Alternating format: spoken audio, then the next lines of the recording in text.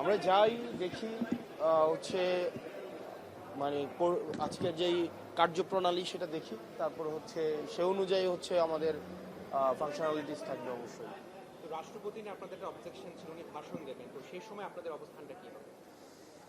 রাষ্ট্রপতি তো তার শপথ ভঙ্গ করেছে এবং সে তো ফেসিস্ট অ্যানাবেলার, এবং এই কিলিং প্রসেসটাকে সে হচ্ছে সহযোগিতা করেছে জুলাইয়ের।